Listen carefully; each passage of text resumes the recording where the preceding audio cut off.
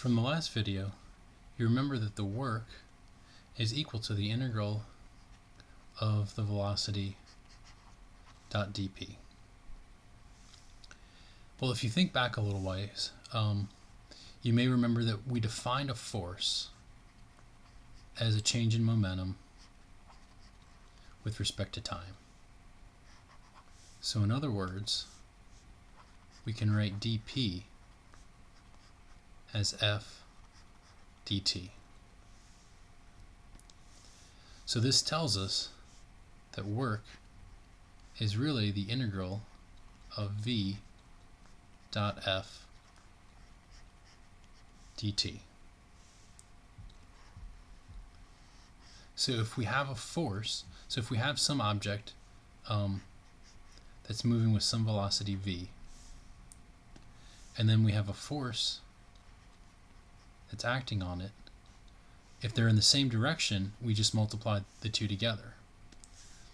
But if we have a force that's in a different direction, so say this object's traveling on the ground and the force, part of the force is facing down, then only the component of the force that's parallel to the velocity is doing any work. Okay, we can see this a little bit more explicitly if we make one further change. So we'll go back to our work formula, and so we'll say that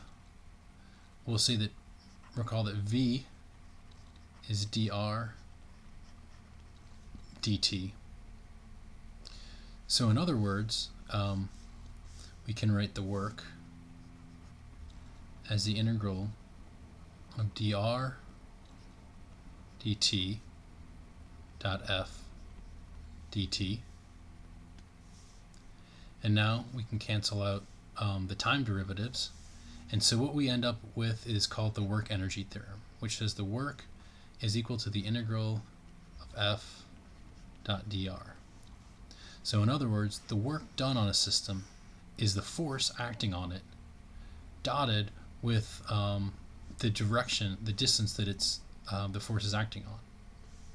So for example, if we go back to this case where we have a block, okay, and we have some f that looks like this, so it's at some angle theta, okay, remember that in this case f dot dr, this is an integral. So let's say the force is acting on this for x meters.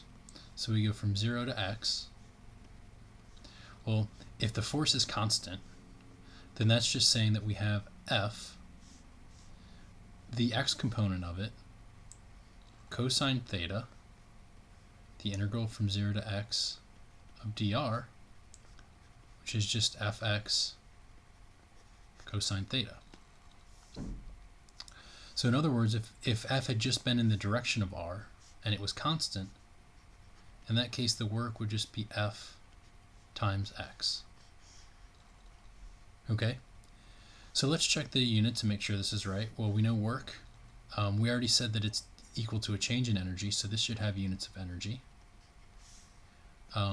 We know that a force has units of mass times length times time squared. X has units of length. So in other words, the right hand side has units of mass times length squared over time squared, which is energy. So that's consistent.